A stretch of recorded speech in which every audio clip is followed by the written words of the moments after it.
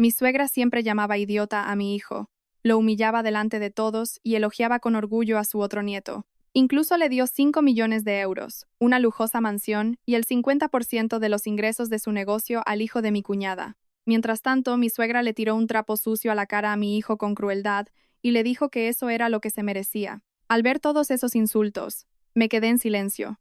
Luego me levanté y mostré algo que los hizo a todos entrar en pánico. Antes de que comience la historia, por favor escriban en los comentarios desde qué provincia o comunidad autónoma de España nos están leyendo. No olviden darle me gusta y suscribirse para que este canal pueda crecer y ofrecer historias aún más interesantes. La atmósfera en la inmensa residencia de la familia Valdecañas en la exclusiva zona de La Moraleja, en Madrid, era de un ajetreo frenético y lleno de tensión desde la madrugada. Hoy era un día crucial para doña Leonor, la figura más dominante de la casa. Iba a organizar su reunión habitual con su grupo de la alta sociedad, compuesto por esposas de políticos y altos empresarios de la capital española. Para doña Leonor, este evento no era solo tomar el té y charlar, sino una demostración de poder y riqueza. Quería asegurarse de que todos supieran quién era la reina en este entorno elitista. Decenas de camareros contratados iban y venían colocando flores importadas. El aroma de costosas velas de aromaterapia impregnaba todo el salón, que era más grande que una pista de tenis. En medio de ese ajetreo, Zoraida estaba arrodillada sobre el frío suelo de mármol de Macael, limpiando una pequeña mancha que había pasado desapercibida para el servicio. Llevaba ropa modesta, un jersey cuyo color ya estaba un poco descolorido, pero limpio y ordenado, y una sencilla cruz de plata en el pecho como único adorno. No llevaba más joyas en su cuerpo que la alianza lisa en su dedo anular. Doña Leonor bajó por la escalera de caracol con paso elegante. Sin embargo, su mirada era tan afilada como la de un águila buscando presa. Llevaba un vestido de seda de un diseñador de lujo que costaba lo suficiente como para alimentar a un pueblo entero durante un mes. Sus ojos se fijaron de inmediato en Zoraida, que seguía frotando el suelo. Sin dudarlo, doña Leonor le dio una leve patada en la pierna a su nuera para que se apartara de su camino. Zoraida se sobresaltó, pero rápidamente se hizo a un lado y bajó la cabeza en señal de sumisión. Doña Leonor resopló con dureza al ver la escena. Para ella, la presencia de Zoraida en esa casa era la mayor mancha en su vida perfecta. Siempre sintió que su hijo, Alonso, había cometido un error fatal al casarse con esa mujer de orígenes desconocidos. Doña Leonor siempre consideró que Zoraida no era más que un parásito que había tenido la suerte de entrar en su palacio de oro. En un rincón de la habitación, algo oculto tras un gran pilar, había un niño de 8 años sentado abrazando sus rodillas. Era Beltrán, el único hijo de Zoraida y Alonso. Beltrán era diferente a los niños de su edad. Rara vez hablaba, y su mirada a menudo estaba vacía o enfocada en detalles que los demás ignoraban. Un médico en una clínica privada de Madrid había diagnosticado que Beltrán estaba en el espectro autista, lo que dificultaba su interacción social. Sin embargo, doña Leonor rechazó ese diagnóstico por completo. Para ella, su nieto era simplemente un niño tonto, de pensamiento lento y una vergüenza para la familia. Le prohibía a Beltrán salir de su habitación cuando había invitados. Pero hoy, la puerta del cuarto del niño fue dejada abierta accidentalmente por una sirvienta, y el pequeño se escabulló atraído por los patrones geométricos de la alfombra del salón. Beltrán llevaba una hoja de papel arrugada y un lápiz corto. Su mano se movía ágilmente trazando líneas complejas sobre el papel. Estaba tan inmerso en su propio mundo que no le importaba el bullicio a su alrededor. El reloj de pared dio las 10 de la mañana, y las invitadas comenzaron a llegar. Coches de alta gama se alinearon en el patio delantero, dejando a mujeres de aspecto glamuroso con bolsos de marca cuyos precios estaban por las nubes.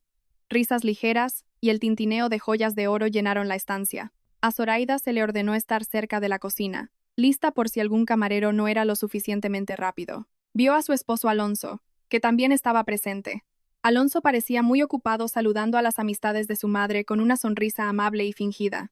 No miró ni una sola vez en dirección a su esposa, que permanecía de pie como una estatua en un rincón. Alonso le tenía demasiado miedo a su madre, por lo que prefería ignorar la existencia de su esposa e hijo para mantener el buen humor de la matriarca. El desastre ocurrió cuando una de las invitadas, que llevaba zapatos de tacón muy altos, tropezó con el borde de la alfombra justo cerca de donde estaba sentado Beltrán. La mujer sostenía una copa de cristal con vino tinto de Rioja que se derramó al instante, empapando su costoso vestido y salpicando el papel en el que Beltrán estaba dibujando. La invitada soltó un grito histérico como si se hubiera roto una pierna. Doña Leonor, que estaba charlando al otro lado del salón, corrió hacia ella con el rostro lleno de pánico. Vio a su importante invitada manchada y a Beltrán, que seguía en silencio sosteniendo su papel mojado. La ira de doña Leonor estalló en un segundo. Sin preguntar qué había pasado, agarró a Beltrán por el cuello de la camisa y lo obligó a ponerse de pie. Doña Leonor gritó delante de todos que Beltrán era un niño que traía mala suerte. Llamó a su nieto idiota inútil. La voz de la matriarca resonó por todo el lugar, dejando a todas las invitadas en un silencio sepulcral.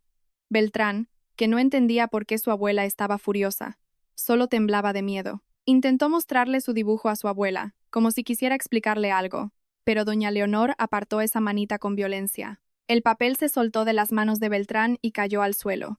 Con absoluto desprecio, doña Leonor pisoteó el papel con sus tacones de aguja y luego lo rompió en varios pedazos. Declaró en voz alta que basura como esa no merecía estar en su casa. Ordenó a un camarero que llevara a Beltrán de vuelta a su cuarto y cerrara la puerta con llave. Zoraida, que presenciaba la escena desde lejos, sintió que la sangre le hervía. Quería correr y abrazar a su hijo. Quería gritarle en la cara a su arrogante suegra. Sin embargo, se contuvo. Sabía que si actuaba de forma imprudente ahora, el gran plan que había estado preparando durante años se desmoronaría. Con pasos rápidos pero tranquilos, Zoraida se acercó a Beltrán, que estaba siendo arrastrado por el sirviente.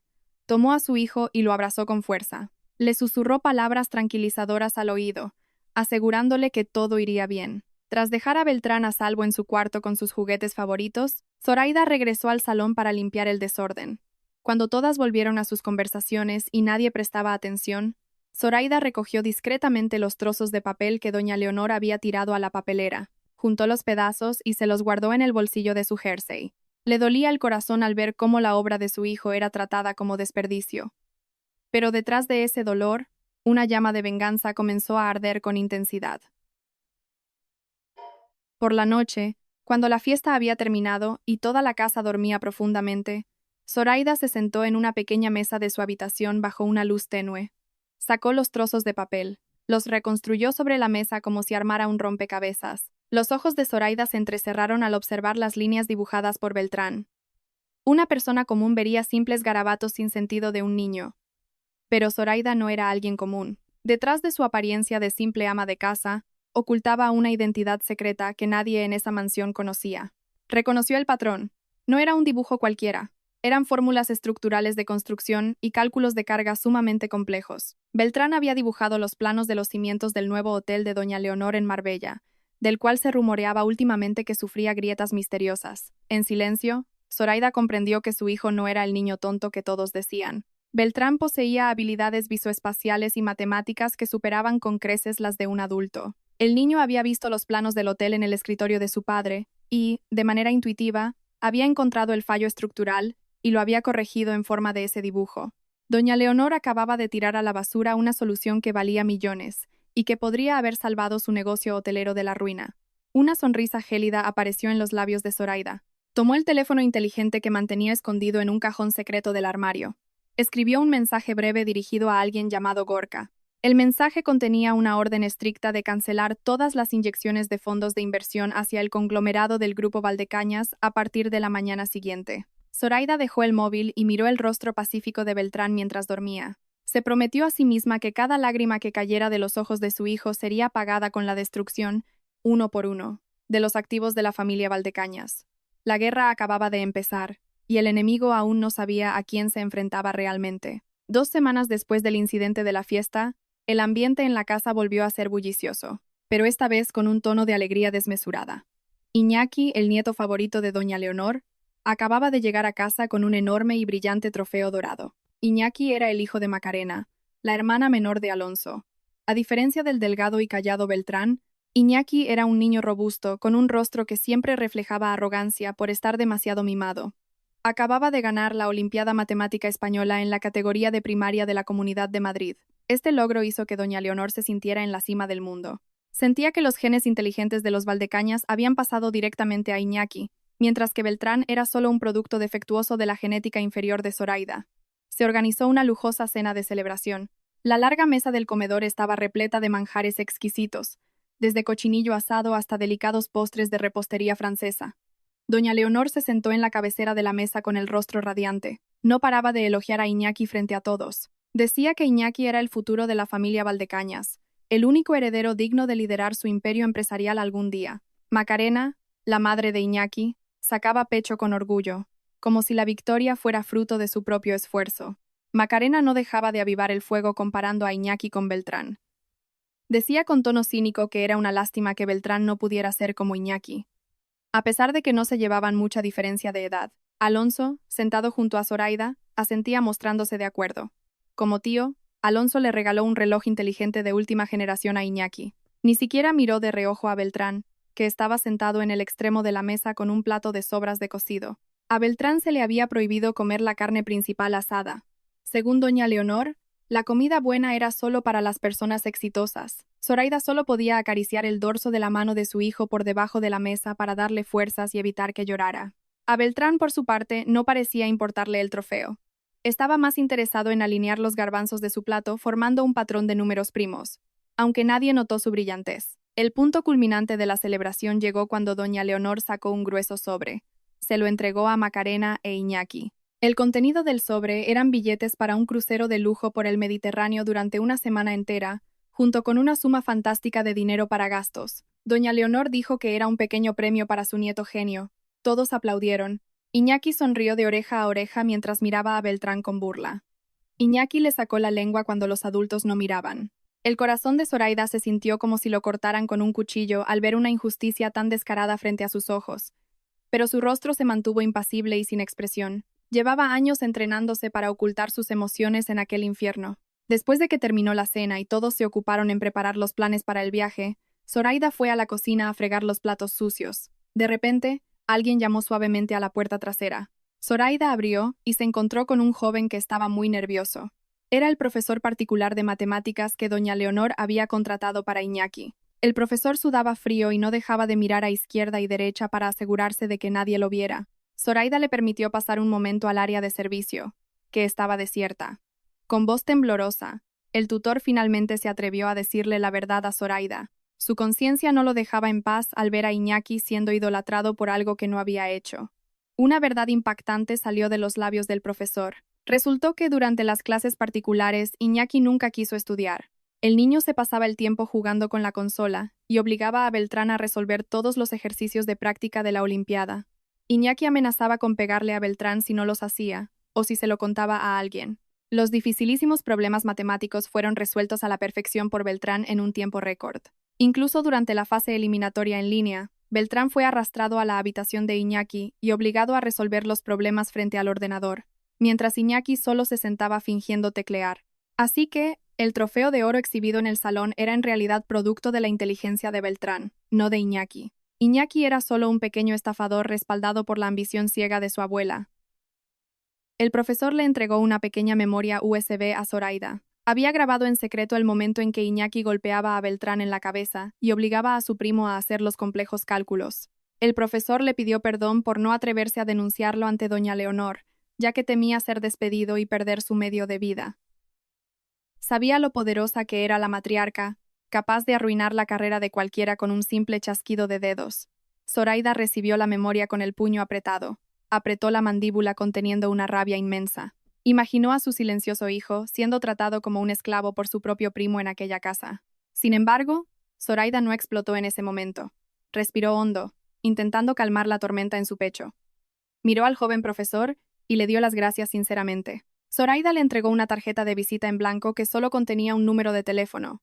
Le dijo que si algún día la familia Valdecañas lo despedía, debía llamar a ese número para conseguir un trabajo mucho mejor. Cuando el profesor se fue, Zoraida apretó fuertemente la pequeña memoria. Esa prueba era un arma letal. Podría haberla expuesto en ese mismo instante, para humillar a Iñaki y a Macarena frente a doña Leonor, pero eso era demasiado fácil. Aún no era lo suficientemente doloroso. Zoraida decidió guardarse este as en la manga.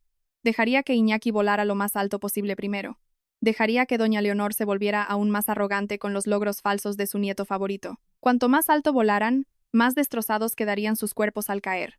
Zoraida regresó al salón y vio a Iñaki abrazando su trofeo con prepotencia. Zoraida esbozó una sonrisa tan leve que nadie lo notó. En su corazón, se dijo a sí misma que ese trofeo era solo el principio de la ruina de Iñaki. Luego caminó hacia la habitación de Beltrán. Vio que su hijo estaba dibujando de nuevo. Esta vez, Beltrán estaba dibujando una torre alta que se derrumbaba.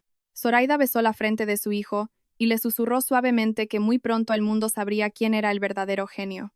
Esa noche, Zoraida se durmió con un nuevo plan perfectamente estructurado en su mente. Un plan para convertir el trofeo dorado del orgullo de los Valdecañas en la lápida de su dignidad. Las malas noticias llegaron como una tormenta de verano que arrasó con la falsa tranquilidad de la residencia Valdecañas. Apenas unos días después de la falsa fiesta de la victoria de Iñaki, el ambiente de la casa se volvió drásticamente sombrío. El teléfono fijo no paraba de sonar, y el móvil de doña Leonor no dejaba de recibir llamadas en tono de pánico. Los directores y gerentes de la empresa informaban uno tras otro del desastre que se cernía sobre sus negocios inmobiliarios. El proyecto del hotel en Marbella, que se esperaba fuera la mayor fuente de ingresos de la familia, quedó totalmente paralizado. La estructura del edificio a medio terminar fue declarada inhabitable por un equipo de auditores independientes que llegó sin previo aviso. Por si fuera poco, los inversores extranjeros que habían sido su principal respaldo financiero se retiraron repentinamente y sin motivo aparente, cancelaron los contratos de forma unilateral y exigieron la devolución de su capital a corto plazo. Doña Leonor estaba sentada en el sofá del salón con el rostro pálido como la cera. Le temblaban las manos al sostener el auricular del teléfono que acababa de colgar de golpe. Acababa de recibir la noticia de que el banco había rechazado su solicitud de préstamo de emergencia porque el valor de los activos de la empresa había caído en picado. La riqueza que siempre había presumido resultó ser tan frágil como un castillo de arena. En medio del pánico, sus ojos barrieron la habitación buscando a alguien a quien culpar. Su mirada se detuvo en Zoraida, que estaba barriendo el suelo cerca de las escaleras. En ese mismo instante, la furia de doña Leonor estalló. Se levantó de su asiento y señaló a Zoraida a la cara con un dedo tembloroso. Empezó a gritar culpándola de ser la portadora de la mala suerte en esa casa. Según la ilógica mente de doña Leonor, todas esas desgracias habían comenzado desde que Zoraida pisó esa casa como nuera. La insultó sin cesar con palabras despectivas. La acusó de tener un aura negativa que espantaba a los inversores y arruinaba el proyecto del hotel. Alonso, que acababa de llegar del trabajo con expresión demacrada, se quedó escuchando los gritos de su madre. No se atrevió a defender a su esposa en lo más mínimo. Y eso que él sabía perfectamente que el fracaso empresarial se debía a la mala gestión de su propia madre, que era demasiado derrochadora y descuidada. Pero Alonso era un cobarde que prefería esconderse bajo las faldas de su madre. Macarena, que estaba sentada relajadamente comiendo aperitivos, también echó más leña al fuego. Dijo que tal vez deberían pagar a una vidente de lujo para limpiar las malas energías, o simplemente echar a Zoraida a la calle para que la suerte volviera a la familia Valdecañas. En medio de esa situación crítica, a doña Leonor se le ocurrió una idea descabellada. Recordó a un viejo conocido que trabajaba prestamista, un usurero de altos vuelos. Los intereses eran asfixiantes, pero era la única manera de conseguir dinero en efectivo en cuestión de horas para cubrir las deudas operativas que vencían a la mañana siguiente. Si no pagaban al día siguiente, Hacienda y los bancos embargarían la empresa. Sin embargo, el orgullo de doña Leonor le impedía figurar como prestataria en los registros de un usurero. No quería que su buen nombre entre la alta sociedad madrileña se manchara, así que miró a Zoraida con una sonrisa retorcida. Le ordenó que fuera a ver a ese usurero y solicitara el préstamo a su propio nombre. Zoraida se sorprendió al escuchar la orden. Intentó negarse educadamente, argumentando que era demasiado arriesgado y que ella no tenía propiedades para dejar como aval. Pero a doña Leonor no le importó. Amenazó con que si Zoraida no lo hacía, enviarían a Beltrán a un centro de menores del Estado y Alonso se divorciaría de ella ese mismo día. Al escuchar el nombre de su hijo, Zoraida se quedó en silencio al instante. Miró a Alonso buscando protección. Sin embargo, su esposo apartó la mirada y fingió estar muy ocupado con su teléfono. Alonso incluso murmuró por lo bajo que Zoraida debía obedecer a su madre por el bien de todos. El corazón de Zoraida se rompió al ver lo insignificante que era a los ojos de esa familia. La estaban usando como chivo expiatorio por errores que ella jamás cometió. Esa misma tarde, una berlina negra se detuvo frente a la mansión. Dos hombres corpulentos con trajes impecables bajaron con un maletín de documentos. Eran los representantes de la entidad financiera a la que se refería doña Leonor. La reunión se llevó a cabo a puerta cerrada en la sala de estar. Doña Leonor obligó a Zoraida a sentarse frente a esos hombres, mientras ella y Alonso vigilaban desde lejos. Zoraida leyó el contrato de préstamo con detenimiento. La cantidad estipulada era fabulosa, suficiente para comprar varios chalets de lujo al mismo tiempo. Los intereses tampoco eran una broma. Si se retrasaba un solo día en el pago, la penalización podría duplicar la deuda principal. El hombre del traje miró a Zoraida con una expresión difícil de descifrar. Para doña Leonor, esa mirada parecía intimidante. Sin embargo, para Zoraida había un código secreto implícito en ella. Ese hombre era en realidad un subordinado de Gorka, la mano derecha de Zoraida. Este era un escenario que Zoraida había preparado desde que le envió el mensaje a Gorka aquella noche. El dinero que se iba a prestar era en realidad de la propia Zoraida, desviado a través de varias empresas pantalla para que no pudiera ser rastreado. Con este esquema, Zoraida se convertiría indirectamente en la mayor acreedora de su propia suegra. Zoraida tendría el cuello de los negocios de doña Leonor en sus manos sin que la anciana se diera cuenta. Con las manos temblando a propósito, Zoraida firmó el contrato. Doña Leonor sonrió satisfecha al ver la tinta sobre el papel timbrado.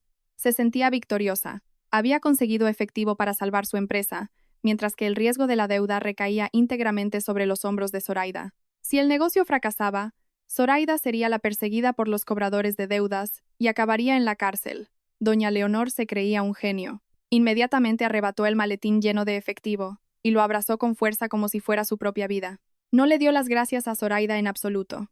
En su lugar, le ordenó que fuera a la cocina a preparar bebidas para los invitados. Después de que se cerró el trato y los hombres se fueron, doña Leonor se puso a llamar frenéticamente a proveedores y contratistas, con su tono altivo de siempre, dando órdenes a diestro y siniestro porque sentía que volvía a tener dinero. Zoraida regresó a su habitación arrastrando los pies. Dentro, Beltrán estaba apilando bloques de construcción formando la compleja estructura de un puente. Zoraida se sentó junto a su hijo y le acarició el pelo con ternura. Beltrán giró la cabeza y miró a su madre fijamente. El niño parecía comprender la pesada carga que su madre acababa de asumir. Zoraida le dedicó una sonrisa tranquilizadora. Le susurró a Beltrán que ese día acababan de dar un gran paso hacia la victoria. Esa firma no era una señal de rendición, sino un título de propiedad. Doña Leonor acababa de venderle su destino a la nuera a la que tanto despreciaba. Esa noche, la casa estuvo un poco más tranquila porque el problema financiero parecía temporalmente resuelto. Pero en el corazón de Zoraida, la verdadera tormenta acababa de comenzar. Sabía que ese dinero duraría muy poco en las manos derrochadoras de doña Leonor. Y cuando se agotara, su suegra volvería a buscar otra presa. Sin embargo, esta vez Zoraida estaba lista. Ya tenía el control de esas deudas. Zoraida miró al techo de la habitación, imaginando la cara de doña Leonor cuando descubriera quién era la verdadera dueña del dinero. Una sonrisa misteriosa se dibujó en sus labios. La rueda del destino había comenzado a girar, y el eje estaba en las manos de Zoraida. Una semana después de que se aprobara el préstamo, la euforia efímera de doña Leonor volvió a desvanecerse. El dinero prestado apenas había servido para tapar algunos pequeños agujeros en su deteriorado negocio. El problema fundamental seguía sin resolverse. El hotel seguía paralizado y la imagen de la empresa continuaba por los suelos. Pero surgió una nueva esperanza cuando se extendió el rumor de que el Grupo Alborán, un gigantesco conglomerado internacional, tenía la intención de realizar una expansión masiva en el país. Se rumoreaba que el director ejecutivo de Alborán estaba buscando empresas locales para adquirirlas a precios astronómicos. Para doña Leonor, esto era un billete dorado hacia la libertad financiera de por vida. Si Alborán compraba su empresa, ella sería inmensamente rica durante 7 generaciones, sin tener que preocuparse nunca más por la gestión de ningún negocio. Doña Leonor hizo todo lo posible para ganarse el favor del grupo. A través de sus contactos y de don Anselmo, su notario de confianza, consiguió fijar una cena de negocios. Se decía que un alto representante o incluso el mismísimo director ejecutivo de Alborán visitaría la casa en persona para comprobar el estado de la familia dueña del negocio. Doña Leonor entró en un estado de histeria por la emoción. Ordenó una reforma exprés en la fachada de la mansión. Se arreglaron los jardines, se pintaron las paredes descoloridas y se sacaron los mejores muebles del almacén. Quería crear la ilusión perfecta de una familia armoniosa y exitosa. Los preparativos para la cena de bienvenida se tomaron muy en serio. Doña Leonor contrató a un chef de 5 estrellas para cocinar desde los entrantes hasta los postres. Obligó a Macarena e Iñaki a practicar las normas de etiqueta en la mesa, al estilo de la nobleza europea. A Alonso se le ordenó comprar un traje nuevo que costaba miles de euros. Mientras tanto, el destino de Zoraida fue exactamente el opuesto. Doña Leonor llamó a Zoraida a su cuarto muy temprano por la mañana y le arrojó a la cara un uniforme de sirvienta en blanco y negro. Doña Leonor le prohibió rotundamente sentarse en la mesa principal durante la velada. Su excusa fue que el aspecto sencillo y pueblerino de Zoraida arruinaría la estética y avergonzaría a la familia frente al ilustre invitado. A Zoraida se le asignó la tarea de servir a los invitados, servir el agua y recoger los platos sucios junto con el resto del personal contratado. Zoraida miró el uniforme con dolor en el pecho. pero no protestó. Solo asintió con obediencia. Alonso, que estaba en la habitación, volvió a guardar silencio, incapaz de mirar a los ojos a su esposa. Macarena, que presenció la escena, se rió burlonamente. Comentó que por fin Zoraida conocía su verdadero lugar, que era el de una criada. Iñaki también se sumó a las burlas sacándole la lengua a su tía. Zoraida salió de la habitación con el uniforme, manteniendo la cabeza alta. No se sentía deshonrada por el trabajo de servir, pero sí se sentía humillada por estar rodeada de personas que carecían de humanidad. La esperada noche llegó por fin. La casa de los Valdecañas brillaba intensamente bajo las lámparas de cristal. El aroma de la exquisita comida emanaba de la cocina. Doña Leonor, Alonso, Macarena e Iñaki ya estaban sentados formalmente en el salón, esperando la llegada de su importante invitado. Parecían tensos pero llenos de esperanza. A Iñaki se le recordó varias veces que no jugara con el móvil y que se sentara derecho. Zoraida ya estaba de pie en un rincón de la sala vistiendo el uniforme blanco y negro que le había dado su suegra. Parecía calmada, con el rostro sin expresión. En sus manos sostenía una bandeja con copas de cristal vacías listas para ser llenadas. El reloj de pared dio las 8 de la tarde, la hora acordada. Sin embargo, no había señales de ningún coche llegando. A las 8:15, el ambiente empezó a volverse inquieto. Doña Leonor caminaba de un lado a otro mirando por la ventana. A las 8:30, el sudor frío empezó a empapar la frente de doña Leonor. Temía que el invitado hubiera cancelado la cita. De repente, una berlina negra de lujo entró en el patio de la casa. Todos se pusieron de pie de inmediato y se alisaron la ropa. Una amplia sonrisa se dibujó en sus rostros. Don Anselmo, el notario de la familia, bajó del coche con expresión grave. Caminó rápidamente hacia el interior de la casa. Doña Leonor lo recibió con entusiasmo, buscando con la mirada la figura del director de Alborán detrás de él. Pero don Anselmo venía solo. Su rostro reflejaba una profunda incomodidad. Pidió disculpas y transmitió una noticia impactante. Don Anselmo le susurró a doña Leonor que el director ejecutivo de Alborán había cancelado su visita de forma repentina. Doña Leonor casi se desmaya al escucharlo. Preguntó alterada por la razón. Don Anselmo miró de reojo a Zoraida, que permanecía inmóvil en el rincón de la sala, y luego volvió a mirar a doña Leonor. Con voz baja, pero perfectamente audible en la silenciosa habitación, don Anselmo dijo que el director ejecutivo de Alborán había recibido informes confidenciales de que el verdadero accionista mayoritario de esa casa no estaba siendo tratado con el respeto debido. Doña Leonor se quedó boquiabierta. Estaba sumida en una total confusión. Ella pensaba que la accionista mayoritaria era ella misma. Sentía que se trataba muy bien a sí misma. No entendía a quién se referían. Miró a izquierda y derecha, a Alonso y a Macarena, buscando una respuesta. Ninguno entendía nada. Alonso sugirió que tal vez había un error en los datos. Macarena pensó que algún competidor estaba difundiendo calumnias. Ninguno de ellos se dio cuenta de que la accionista mayoritaria a la que se referían era la persona que ahora estaba de pie sosteniendo una bandeja en el rincón de la sala. Zoraida era la inversora misteriosa que había estado comprando sus acciones a sus espaldas. Zoraida bajó la cabeza para ocultar una sonrisa cínica. Ella sabía perfectamente por qué el director no había acudido. Porque el director ejecutivo de Alborán era ella misma. Era imposible que Zoraida acudiera como invitada y sirvienta al mismo tiempo. Gorka, su asistente personal, había organizado la excusa de la cancelación a la perfección. El mensaje transmitido por don Anselmo era la primera advertencia sutil. Una clara señal de que el grupo Alborán conocía toda la podredumbre dentro de esa casa. Esa noche, la cena de bienvenida se convirtió en un desastre. La comida de lujo que ya estaba servida se enfrió y quedó intacta. Doña Leonor se enfureció y arrojó un plato al suelo. Los trozos de porcelana se esparcieron cerca de los pies de Zoraida. Doña Leonor gritó culpando a Zoraida de nuevo, acusándola de haber hecho algo que trajo mala suerte a la casa, y ahuyentó al importante invitado. Zoraida, con absoluta calma, se arrodilló y empezó a recoger los trozos del plato uno por uno. No respondió a la acusación. En su interior, pensó que el ilustre invitado llevaba mucho tiempo allí, presenciando cada uno de sus crímenes y anotándolos en el libro de la venganza. Beltrán, que espiaba desde detrás de la puerta de su cuarto, vio cómo trataban bruscamente a su madre de nuevo. Sus pequeñas manos se cerraron en puños. Regresó a su mesa y encendió un viejo ordenador portátil que él mismo había ensamblado con piezas desechadas. Empezó a teclear líneas de código de programación a una velocidad vertiginosa. Si a su abuela le gustaba el dinero, Beltrán jugaría con el sistema financiero de la anciana. Esa noche, tras las paredes de su silenciosa habitación, un pequeño genio comenzó su propia guerra cibernética para defender a su madre. La familia Valdecañas no sabía que estaba siendo asediada desde fuera por Zoraida y desde dentro por Beltrán. Su ruina era ya solo cuestión de tiempo. El ambiente en la enorme casa se volvía cada vez más asfixiante, a pesar de que el aire acondicionado funcionaba al máximo. El fracaso de la cena con el grupo Alborán había dejado a doña Leonor aún más irritable. Necesitaba un escape y una solución instantánea para recuperar su orgullo herido. Esa tarde, recibieron la visita de una mujer.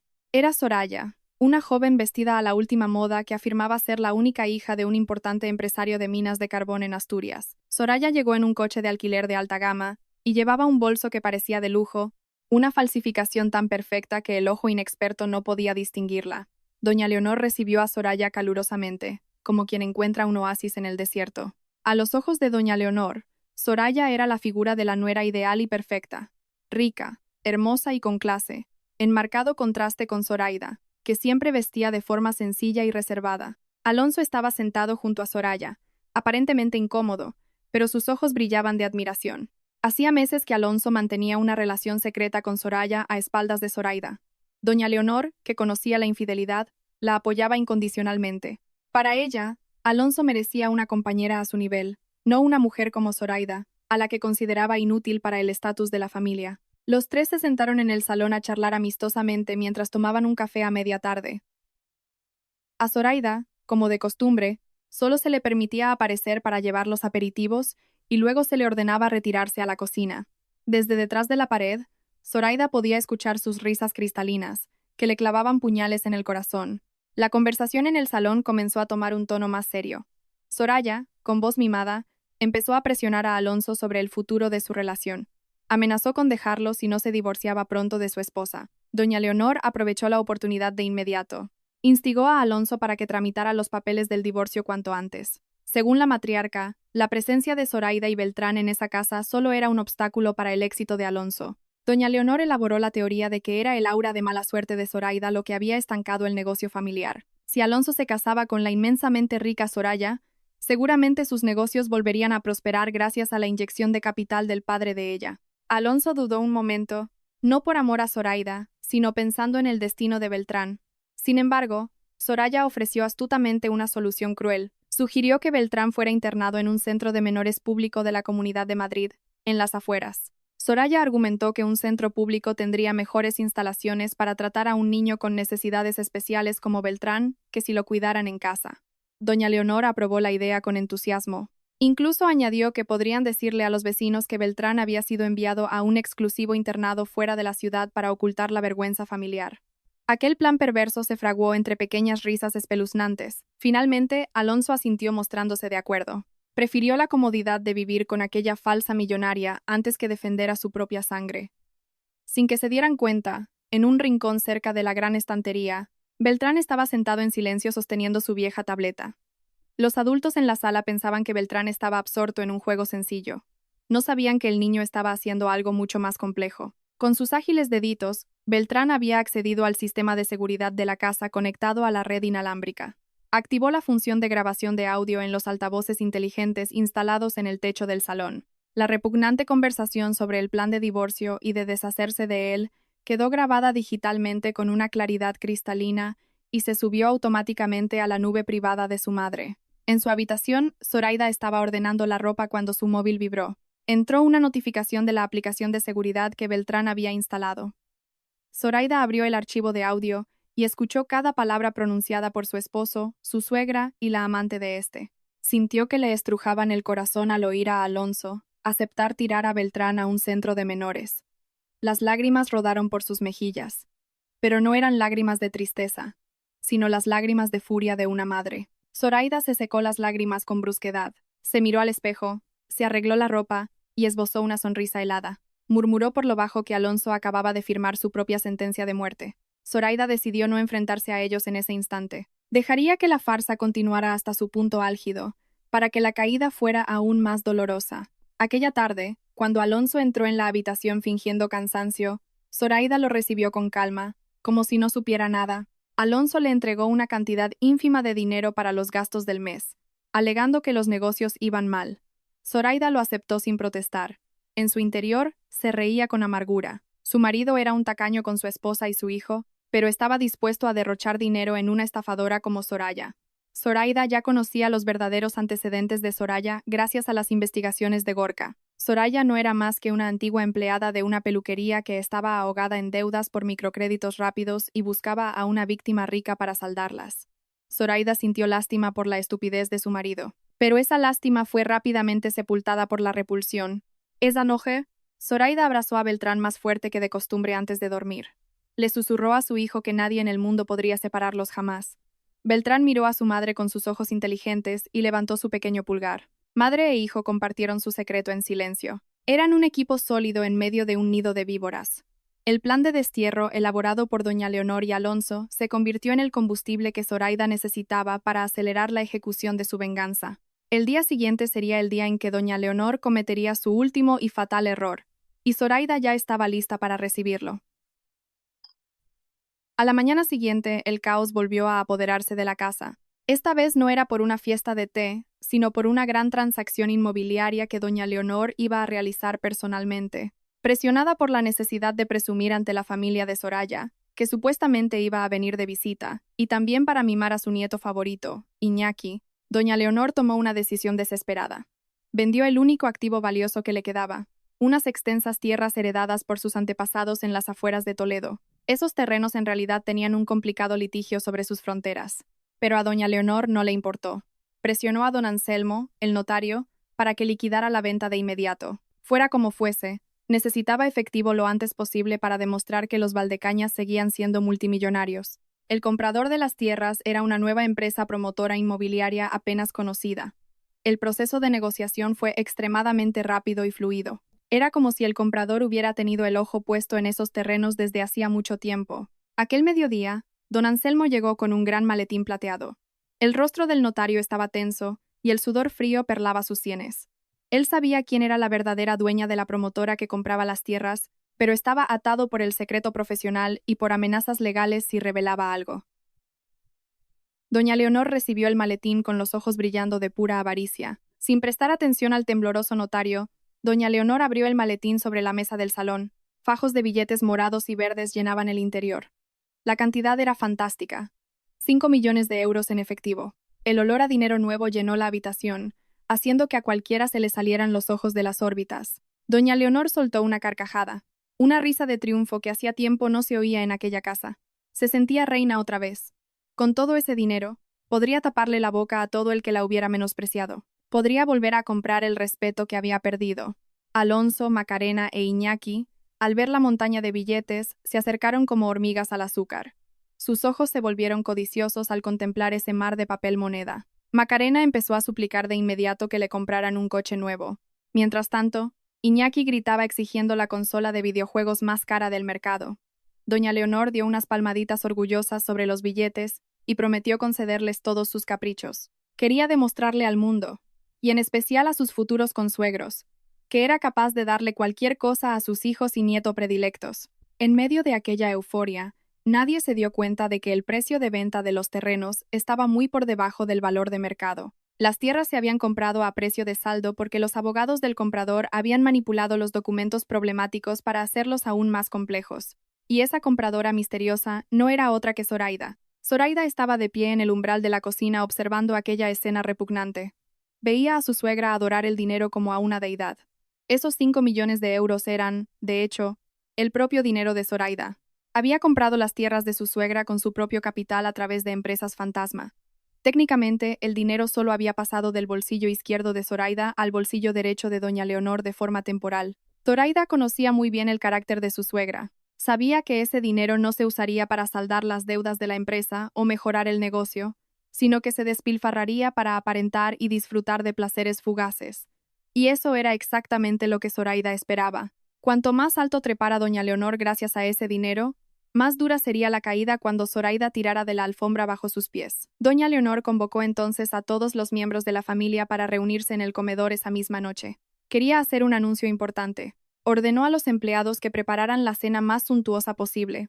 Por supuesto, a Zoraida no se le permitió sentarse. Tuvo que permanecer de pie sirviendo de nuevo. Pero esta vez, Zoraida no se sentía triste. Más bien, se sentía entretenida.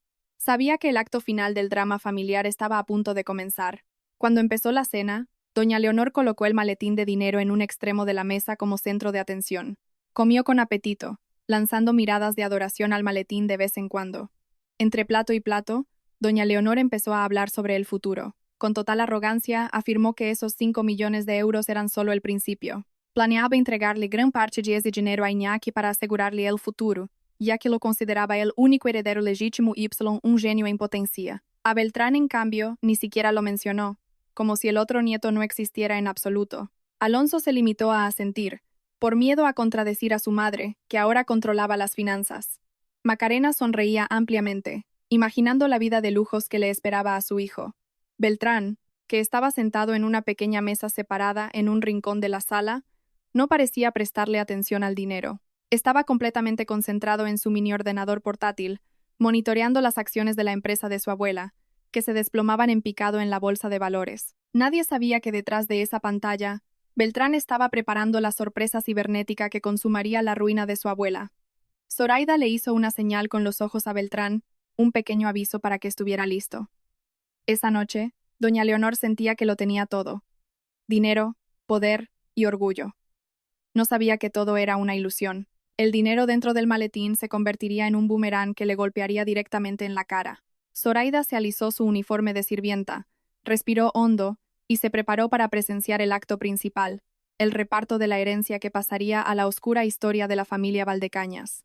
Esa noche, el comedor principal de la residencia estaba bañado por la deslumbrante luz de las lámparas de cristal.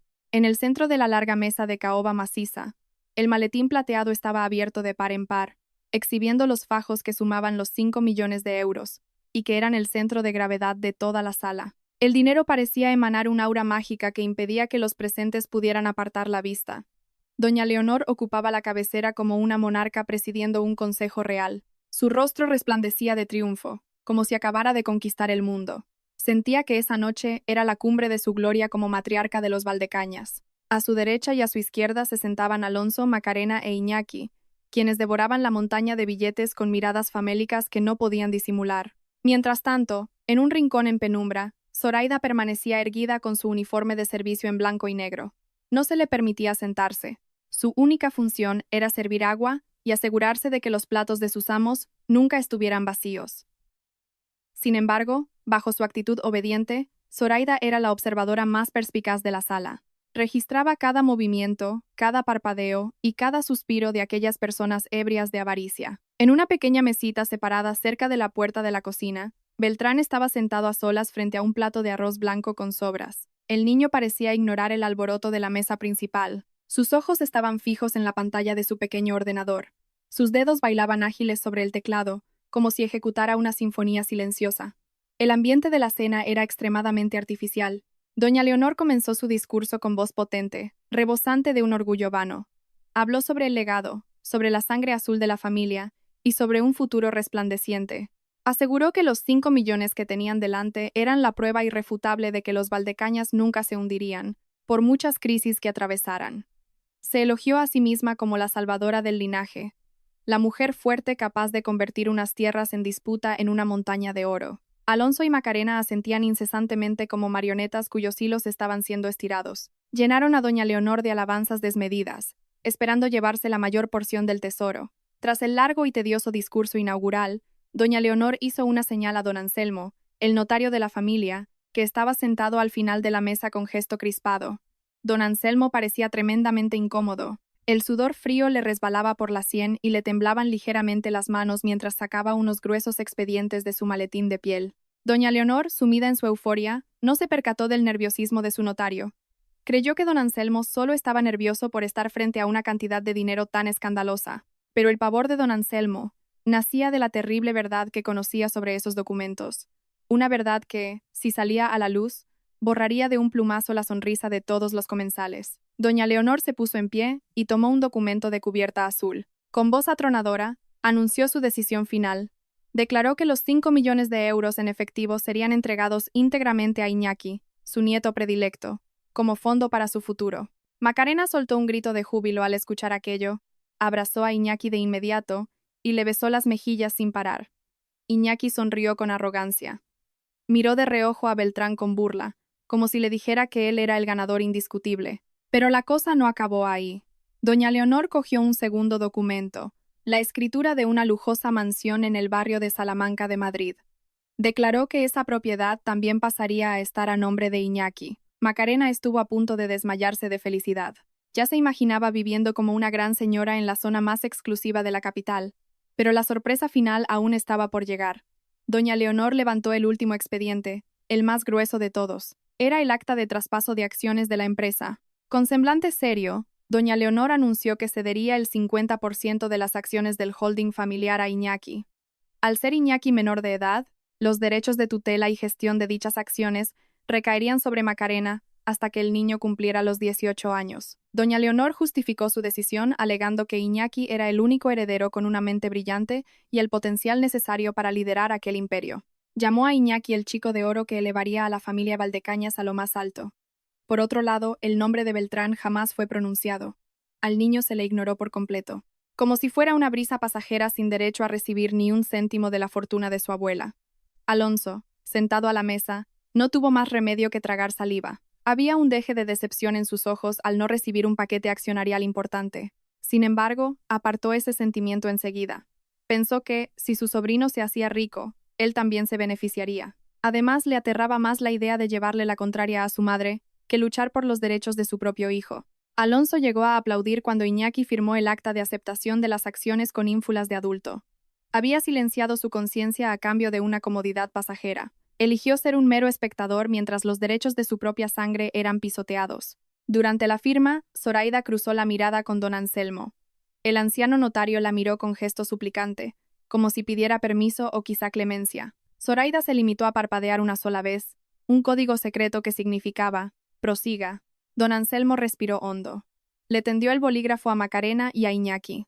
Las manos del notario temblaban violentamente al ver cómo Macarena estampaba su firma sobre el papel timbrado. En su fuero interno, don Anselmo gritaba que acababan de firmar su propia sentencia de muerte financiera. Ese 50% de acciones que doña Leonor exhibía con tanto orgullo eran en realidad acciones tóxicas.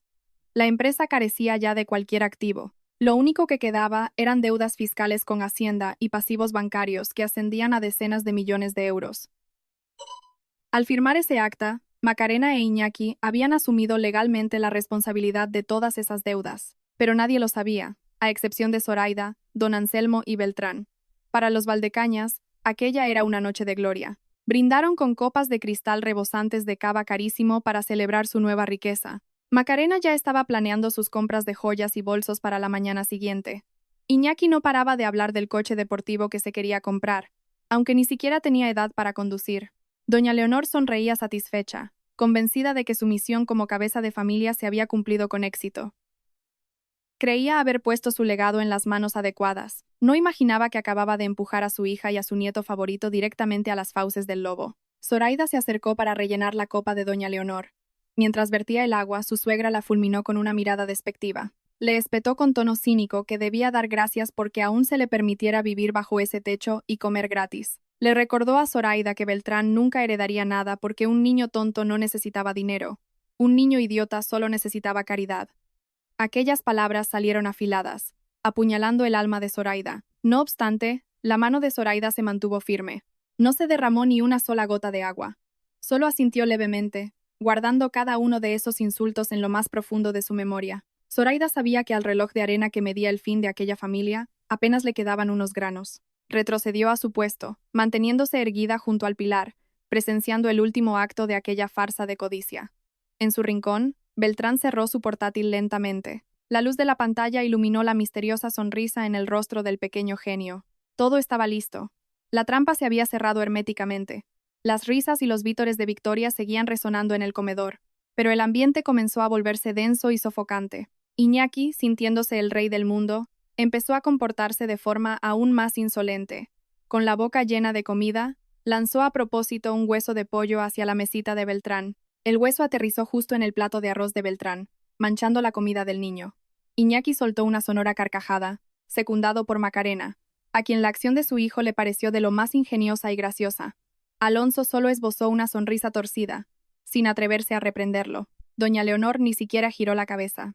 Estaba demasiado ocupada recontando los fajos del maletín. Beltrán dejó de comer. Observó el hueso en su plato y luego fijó sus ojos en Iñaki con una mirada gélida y penetrante, muy impropia de un crío de su edad. Esa mirada logró intimidar a Iñaki por un instante. Molesto por sentirse desafiado por aquel al que consideraba un imbécil, Iñaki se quejó a su abuela. Lloriqueó diciendo que Beltrán lo estaba mirando mal y le daba miedo. Al oír las quejas de su nieto de oro, doña Leonor reaccionó de inmediato. Dejó su copa sobre la mesa con tanta brusquedad que salpicó un poco de agua. Su rostro se enrojeció por una ira irracional. Para ella, cualquier cosa que hiciera Beltrán era un delito. Su mera existencia era considerada una mancha en su fiesta de victoria. Doña Leonor se levantó de su asiento y agarró un trapo sucio que había quedado olvidado en una mesa auxiliar. Era un paño viejo usado por el servicio para limpiar los derrames de aceite y los restos de comida en la cocina. Estaba negro, cubierto de manchas de grasa, y desprendía un olor a rancio repugnante. A zancadas, doña Leonor se dirigió a la mesita de Beltrán. Sin previo aviso, le lanzó el trapo sucio directamente a la cara a su nieto. El paño impactó de lleno, cubriendo el rostro de Beltrán y dejándole restos de aceite en la mejilla y en la camisa. «Este idiota no necesita dinero ni necesita respeto», gritó doña Leonor con voz estridente. «Esto es lo que te mereces. Úsalo para limpiarle los zapatos a Iñaki. Tú y tu madre no sois más que basura en esta casa. Date cuenta de tu lugar». Se hizo el silencio por un segundo. Luego, la risa de Macarena rompió la quietud, seguida de la de Iñaki, que se sentía profundamente satisfecho.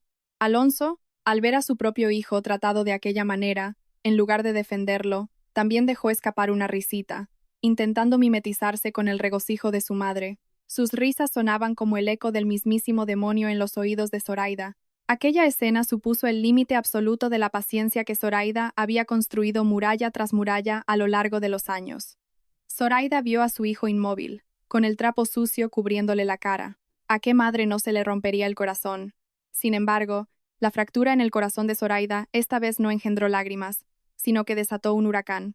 Zoraida dio un paso al frente. El sonido de sus pasos fue firme y rítmico, muy distinto al arrastrar de pies típico del personal de servicio. Se acercó a Beltrán y le retiró el trapo sucio de la cara con extrema delicadeza. Limpió los restos de grasa de la mejilla del niño con la manga de su propia blusa, y luego le dio un beso en la frente. Tras aquello, Zoraida se dio la vuelta. Sostenía el trapo manchado en su mano derecha. Miró a doña Leonor, a Macarena, a Alonso y a Iñaki uno por uno. Su mirada ya no era la de una nuera asustadiza, era la mirada de una reina contemplando a una plebe sublevada. «Muchas gracias por el trapo, doña Leonor». La voz de Zoraida sonó serena, pero encerraba una vibración que ponía los pelos de punta. «Este trapo me resultará muy útil para limpiar la basura que hay en esta sala». Doña Leonor abrió los ojos de par en par. No podía creer que su sumisa nuera se atreviera a contestarle. «¿Qué has dicho? Pedazo de insolente. ¿A quién llamas basura?» Zoraida no respondió con palabras. Levantó la mano izquierda y chasqueó los dedos 2 veces. El sonido del chasquido fue nítido y resonó por toda la inmensa sala. Al segundo siguiente, las grandes puertas principales de la residencia se abrieron de golpe con violencia. El aire frío de la noche irrumpió en la casa. Un grupo de hombres trajeados entró con paso militar. En primera fila estaba Gorka, el asistente personal de Zoraida, que hasta entonces había operado en las sombras. Detrás de él, un equipo de abogados senior de uno de los bufetes más prestigiosos del país y varios agentes de la Policía Nacional con el uniforme de servicio completo. Doña Leonor, Macarena y Alonso dieron un respingo asustados. Se quedaron blancos como la pared. A Iñaki se le cayó la cuchara al suelo. «¿Quiénes son ustedes? ¿Cómo se atreven a entrar en mi casa sin permiso?», gritó doña Leonor con voz temblorosa, intentando mantener su estatus. Gorka ignoró los alaridos de la anciana. Él y su comitiva caminaron en línea recta, pasando junto a la mesa del comedor y frente a los 5 millones de euros. Como si aquel dinero no valiera nada. Se detuvieron justo frente a Zoraida. Al unísono, se inclinaron 90 grados, rindiéndole el máximo y más solemne de los respetos. «Buenas noches, señora presidenta». La voz de Gorka sonó rotunda y reverencial. «Todos los activos han sido asegurados según sus órdenes. El equipo auditor ha finalizado el informe, y la policía está lista para proceder con los arrestos». Doña Leonor se quedó boquiabierta, pero de su garganta no salió ningún sonido. Sus ojos iban de Zoraida a Gorka sin comprender. Su cerebro era incapaz de procesar lo que estaba ocurriendo. ¿Cómo era posible que aquellas imponentes personas hicieran una reverencia ante su nuera, una simple criada? ¿Cómo era posible que llamaran a Zoraida presidenta? Zoraida se desató lentamente el delantal. Dejó que la tela blanca y negra cayera al suelo, justo al lado del asqueroso trapo de cocina. Bajo aquel uniforme, Zoraida vestía ropa muy sencilla, pero su aura se había transformado por completo. Se irguió, alzando la barbilla y proyectando un carisma tan arrollador que la habitación pareció encogerse para los demás. ¿Estáis confundidos?, preguntó Zoraida con una media sonrisa aterradora. Permitidme presentarme. Soy Zoraida, aunque quizás en el mundo de los negocios me conozcáis mejor como la dueña del Grupo Alborán, la accionista mayoritaria de la empresa de la que tanto presumís. A Alonso le fallaron las piernas y cayó desplomado sobre su silla. Macarena se tapó la boca con las manos para ahogar un grito. Doña Leonor se llevó la mano al pecho sintiendo que le faltaba el aire. Su mundo se había hecho pedazos en cuestión de segundos. ¿Y este trapo sucio? Zoraida levantó el paño que tenía en la mano. No es solo un trapo. Mi hijo Beltrán escondió algo en su interior. Zoraida buscó entre los pliegues de la tela y extrajo un microchip diminuto y finísimo. Aquí dentro hay grabaciones completas de las cámaras de seguridad y registros de transacciones financieras ilegales realizadas por Iñaki con el consentimiento de su madre, incluidas pruebas de la compra de estupefacientes que el nieto favorito ha hecho usando fondos de la empresa. El ambiente se transformó en un auténtico infierno para los Valdecañas. Los agentes de la Policía Nacional comenzaron a desplegarse, asegurando cada rincón de la estancia. Don Anselmo, el notario, por fin pudo respirar aliviado. Se levantó rápidamente y se unió al equipo legal de Zoraida, entregando los documentos originales que había estado ocultando. Doña Leonor clavó la mirada, desesperada, en el maletín de los 5 millones, su única salvación. Pero Gorka cerró el maletín de golpe y lo precintó con cinta policial. «Esos son pruebas de blanqueo de capitales, señora», sentenció Gorka con frialdad. «Ya no le pertenecen». Aquella noche, la cena de celebración se convirtió en una ejecución. Zoraida se alzaba en medio del caos como una diosa de la venganza que acababa de dictar sentencia. Ya no quedaba rastro de Zoraida la sirvienta. Solo existía la implacable presidenta, dispuesta a enterrar en vida a sus enemigos sin que le temblara el pulso. A su lado, Beltrán sonreía abiertamente. Era la verdadera sonrisa de la victoria. Un silencio opresivo envolvió el lujoso comedor después de que Zoraida revelara su verdadera identidad. El aire se sentía tan denso que parecía que la presencia de Zoraida había absorbido todo el oxígeno de la habitación. Ahora se erguía con un aura de poder indiscutible. Doña Leonor seguía petrificada, con la boca abierta, mirando a Zoraida con una mezcla de incredulidad y terror absoluto. Su mente luchaba por asimilar la información que acababa de escuchar, pero le parecía imposible. ¿Cómo podía ser que la nuera a la que había pisoteado, humillado y tratado como a una criada de baja estofa, fuera en realidad la dueña del imperio empresarial al que ella tanto veneraba? ¿Cómo era posible que Zoraida fuera la figura detrás del Grupo Alborán, la misteriosa inversora que esperaba que fuera su tabla de salvación? A doña Leonor le temblaban tanto las piernas que tuvo que agarrarse al borde de la mesa para no desplomarse. Macarena, sentada a su lado, parecía haber visto a un fantasma. Su rostro no tenía ni gota de sangre. Sus manos, que antes abrazaban los documentos de las acciones con fervor, ahora colgaban inertes a los lados de su cuerpo. Iñaki, el arrogante niño mimado, se había encogido en su silla. Mantenía la cabeza agachada, incapaz de cruzar la mirada con nadie, especialmente con la aguda vista de Beltrán, que lo observaba tranquilamente desde el otro lado. Alonso, el inútil marido, tragaba saliva con enorme dificultad. El sudor frío le caía a chorros por la frente, empapando el cuello de su carísima camisa. Contemplaba a Zoraida, la mujer de la que planeaba divorciarse, con la mirada perdida. Se dio cuenta de que acababa de cometer el error más garrafal de toda su vida. Un error que ninguna disculpa podría reparar. La voz de Zoraida rompió aquel silencio. Una voz serena, pero que helaba la sangre. Le cedió la palabra a Gorka y al equipo de abogados para que aclarasen la situación de los bienes que doña Leonor acababa de repartir con tanto orgullo. Gorka dio un paso al frente y abrió un voluminoso expediente ante doña Leonor. Con tono monótono y desprovisto de emoción, explicó que los 5 millones de euros en efectivo del maletín procedían de una transacción ilegal. Los terrenos que doña Leonor había vendido estaban en realidad sujetos a un litigio, y sus escrituras presentaban defectos de forma. El dinero para pagar esas tierras, efectivamente, provenía de empresas pantalla de Zoraida. Sin embargo, la operación había sido orquestada minuciosamente para atrapar a doña Leonor en un delito de fraude fiscal a la agencia tributaria y blanqueo de capitales. Doña Leonor nunca había declarado la venta de esos activos al Estado, por lo que ahora el efectivo constituía la prueba principal de un grave delito económico. Al escuchar aquello, doña Leonor soltó un alarido histérico. Intentó abalanzarse sobre el maletín, pero un policía la inmovilizó rápidamente por el brazo. Doña Leonor se retorcía, gritando que ese era su dinero, el fruto de su esfuerzo. Sin embargo, sus chillidos solo resultaban patéticos para los presentes. Zoraida observaba a su suegra con gélida indiferencia, como si mirase a un insecto en sus últimos estertores.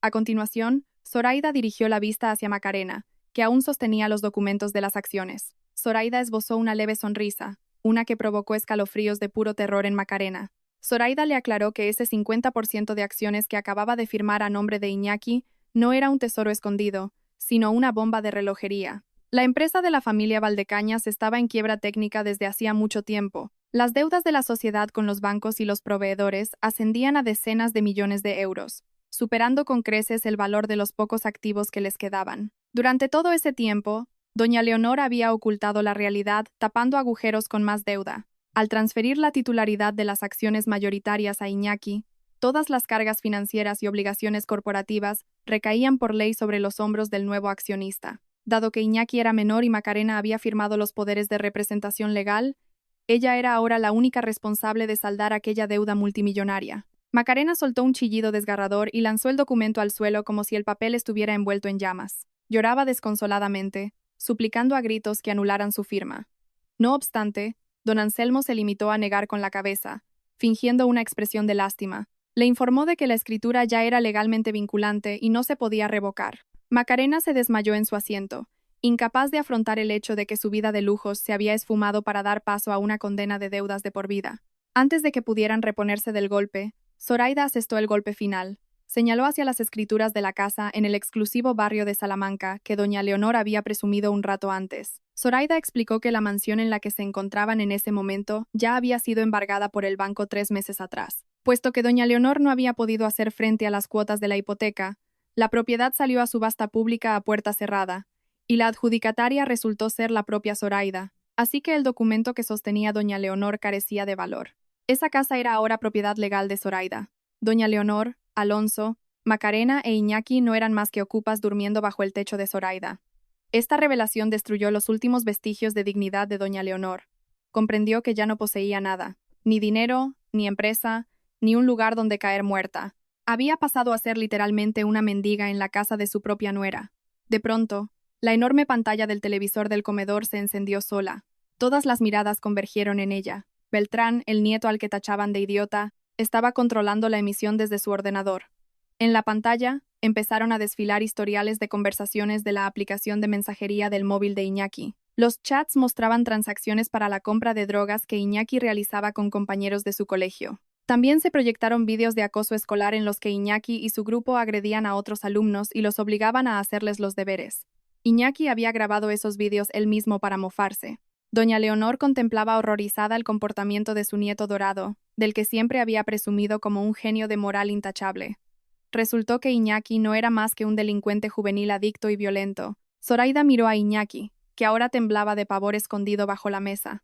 Sentenció que esas pruebas digitales eran más que suficientes para enviar a Iñaki a un centro de menores por un largo tiempo. Zoraida desveló además que había sido Beltrán el encargado de hacerle a Iñaki todas las tareas del colegio y de resolver los exámenes de la Olimpiada Matemática.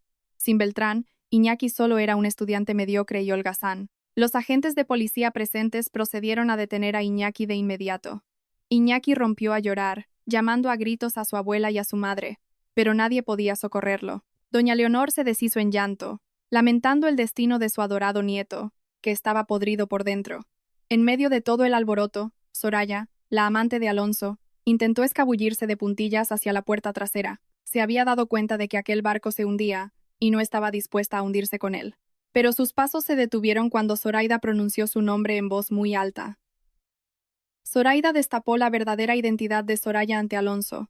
Soraya no era la hija de ningún magnate del carbón en Asturias. Era una estafadora profesional sobre la que pesaban órdenes de busca y captura en 2 provincias por delitos de fraude piramidal. Gorka hizo una seña a los agentes, y 2 policías la esposaron en el acto. Soraya empezó a despotricar y a insultar a Alonso, llamándole inútil y muerto de hambre, antes de que se la llevaran a rastras. Alonso se quedó clavado en el sitio. Su corazón se partió en 1000 pedazos. Había traicionado a una esposa leal y a un hijo extraordinario por una embaucadora que solo quería sacarle el dinero. Esa noche, la verdad resplandeció de la manera más cruda posible. Ya no quedaban secretos por desvelar. Todas las mentiras de doña Leonor, todo el falso expediente académico de Iñaki y toda la hipocresía de Alonso habían sido despellejados sin piedad por Zoraida. El comedor, que antes apestaba a prepotencia, ahora hedía a desesperación. Doña Leonor yacía tirada en el suelo, con su elegante vestido arrugado y manchado. Miró a Zoraida con ojos suplicantes, la mirada de alguien que ha sido derrotado por completo. Pero Zoraida ni se inmutó. Su rostro permanecía tan impasible como un muro de piedra. No había ni un ápice de compasión en su mirada. Les había dado innumerables oportunidades para cambiar su actitud, pero ellos solo habían empeorado. Había llegado el momento de cosechar la tempestad que ellos mismos habían sembrado. Zoraida le indicó a Gorka que iniciara de inmediato el protocolo de desahucio. Esa misma noche, todos debían abandonar la mansión que ya no les pertenecía. Una hora después del caos desatado en el comedor, el proceso de desalojo se llevó a cabo con celeridad y sin contemplaciones. Doña Leonor y su familia no tuvieron tiempo de empacar sus pertenencias de lujo. El equipo de seguridad de Zoraida solo les permitió llevarse la ropa que llevaban puesta y unas cuantas mudas básicas que tuvieron que meter en grandes bolsas de basura negras. Los artículos de valor, como las joyas de oro, los cuadros y la colección de bolsos de alta costura, fueron confiscados como garantía para el pago de las deudas empresariales que ahora recaían sobre Macarena. Doña Leonor fue expulsada a empellones por las puertas de hierro de la suntuosa finca en un estado deplorable. Llevaba el pelo alborotado, el maquillaje corrido por el llanto y apenas podía sostenerse en pie. No dejaba de balbucear el nombre de su difunto marido, pidiendo auxilio, pero la única respuesta que obtuvo fue el silbido del gélido viento nocturno. En la entrada principal de la casa, un furgón policial aguardaba para llevarse a Iñaki y a Macarena. Iñaki sería trasladado a comisaría para ser procesado por los delitos de consumo de sustancias y agresiones en el colegio. Por su parte, Macarena debía acompañarlos para prestar declaración por su presunta implicación en el encubrimiento de los delitos de su hijo, además de enfrentarse a los problemas legales derivados de la deuda corporativa. Los lamentos cruzados de Macarena e Iñaki rasgaban el silencio de la noche en aquella urbanización de élite. Los vecinos salían a las puertas de sus chalets, observando el espectáculo de la caída de los Valdecañas con miradas de escarnio. Hacía tiempo que estaban hartos de la soberbia de doña Leonor, y ahora eran testigos directos de cómo el karma hacía justicia de forma implacable. Alonso se quedó quieto en la acera, contemplando la mansión donde había vivido. A él no se lo llevó la policía porque no figuraba en la firma de los documentos mercantiles, pero su destino no era menos penoso. No le quedaba ni un solo euro. Su cartera estaba vacía, y sus tarjetas de crédito habían sido bloqueadas. Su amante ya estaba camino del calabozo. Alonso giró la cabeza y vio a Zoraida saliendo por la puerta principal, cogida de la mano de Beltrán. Zoraida desprendía una elegancia y un brillo innegables bajo la iluminación del jardín. Alonso se percató de lo profundamente estúpido que había sido al echar a perder a una mujer tan magnífica como Zoraida, por las quimeras que le ofrecía su madre. Arrastrando los pies, Alonso trotó hacia Zoraida y se dejó caer de rodillas frente a ella. Rompió a llorar a lágrima viva, abrazándose a las piernas de su esposa. Rogó clemencia, juró que cambiaría, y suplicó una segunda oportunidad. Prometió convertirse en un buen marido y en un buen padre. Se ofreció a trabajar como sirviente con tal de que no lo dejara en la calle. Zoraida contempló a su marido, que se arrastraba a sus pies, sin mostrar ninguna expresión. No sentía amor, ni tampoco odio, solo un inmenso vacío. Con suavidad, Zoraida apartó las manos de Alonso de sus piernas. Metió la mano en su bolsillo y sacó el asqueroso trapo de cocina lleno de grasa que doña Leonor le había lanzado a la cara a Beltrán. Zoraida dejó caer el trapo directamente sobre la cabeza de Alonso, que seguía arrodillado. «Esto es lo que te mereces», Alonso pronunció Zoraida con un tono suave pero firme. «Úsalo para secarte las lágrimas. Es la única parte de los bienes gananciales que vas a recibir de mí». Tras dictar esa sentencia de despedida, Zoraida se dio media vuelta y no miró atrás. Llevó de la mano a Beltrán hacia una lustrosa berlina negra cuya puerta Gorka ya mantenía abierta. Ese vehículo representaba el inicio de su nueva vida. Una existencia libre de personas tóxicas y de maltratos. Antes de subir, Beltrán miró por encima del hombro hacia su abuela y su padre por última vez. No había rastro de pena en los ojos del niño prodigio. Solo alzó su pequeña mano para despedirse definitivamente de aquel oscuro pasado. El coche arrancó lentamente, dejando atrás los terrenos de la finca y a la destrozada familia Valdecañas tirada en la fría acera. 6 meses habían transcurrido desde aquella fatídica noche. El destino de la familia Valdecañas había dado un giro de 180 grados. Doña Leonor residía ahora en una residencia de ancianos pública en el barrio de Vallecas. Su habitación era minúscula y asfixiante, y tenía que compartirla con otras 3 ancianas con demencia. Ya no tenía servicio a su disposición ni banquetes selectos. Su dieta diaria consistía en purés desabridos, Había sufrido un infarto cerebral leve a la semana de ser desahuciada, lo que le dejó la mitad del rostro paralizado y le dificultaba el habla. Se pasaba los días postrada en una silla de ruedas herrumbrosa, clavando la vista en la pared mientras lamentaba su antigua arrogancia. Lloraba a menudo balbuceando los nombres de Zoraida y Beltrán, pero nadie iba a visitarla. La soledad se había convertido en su única compañera leal hasta el fin de sus días. Macarena se ganaba la vida trabajando a destajo en una lavandería de barrio. Su exiguo salario se esfumaba casi por completo en pagar los embargos por las deudas que la ahogaban. Su piel, antes cuidada con carísimos tratamientos estéticos, ahora lucía áspera y agrietada por los fuertes productos químicos. Vivía en un minúsculo piso de alquiler, oscuro y con humedades. Cada noche lloraba maldiciendo el momento en que estampó su firma en aquel documento. Iñaki seguía recluido en el centro de menores.